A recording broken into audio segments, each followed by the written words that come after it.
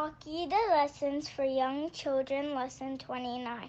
The first pillar of Iman, belief in Allah the Most High. Belief in Allah means to single Allah out alone in lordship, in worship, and in His names and attributes. To single Allah out alone in lordship means to testify that Allah is the creator, the provider, and the controller of all affairs. He alone with no partners. I am Muslim. I believe that Allah created me and created the heavens and the earth, mankind and jinn. No one else created this except Him. I believe that Allah alone is the one who provides for mankind, the birds and the animals. I also believe that Allah alone is the one who brings people back to life after they die, just as He created them the first time. No one has the ability to do this except Him. Exalted is He. To single Allah out alone in worship means to direct all acts of worship to Allah alone and no one else. Thus, we do not call out except upon Allah alone, and we do not sacrifice except for Allah alone. I am Muslim. I pray to Allah alone and I do not pray to anyone else other than Him.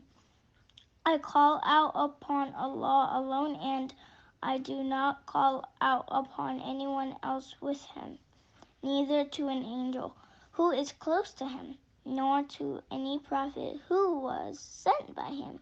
I depend on Allah alone and I do not depend on anyone else other than Him. Is it enough to just single Allah out alone in lordship, but not in worship?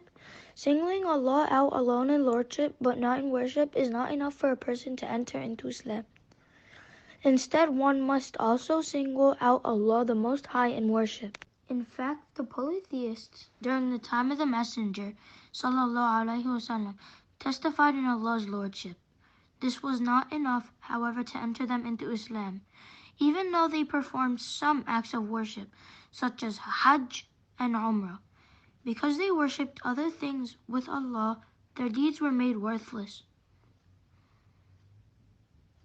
Allah the Most High says, "And it was already revealed to you and to those before you that if you join others in worship with Allah, then surely all your deeds will become worthless, and you will certainly be among the losers."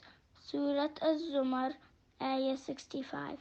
He who does not single Allah out alone in worship has fallen into major shirk, which takes a person out of the fold of Islam. Allah places punishment for major shirk unlike any other punishment.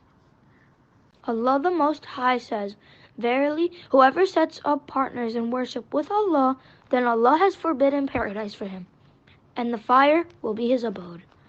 And for the Zalimun, polytheists, and wrongdoers, there are no helpers." Surah Al-Ma'idah, Ayah 72.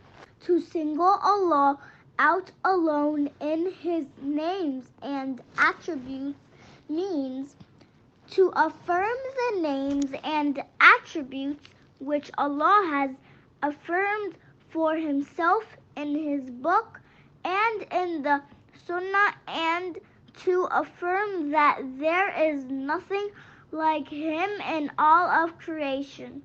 Allah the Most High says, "There is nothing like unto Him, and He is the All-Hearer, the All-Seer." Surah Ash-Shura, Ayah 11. I am Muslim. I believe in all of Allah's names, such as Ar-Rahman, the Most Merciful, As-Sami', the All-Hearer, Al-Qawi, the Strong, Al-Alim, the All-Knower.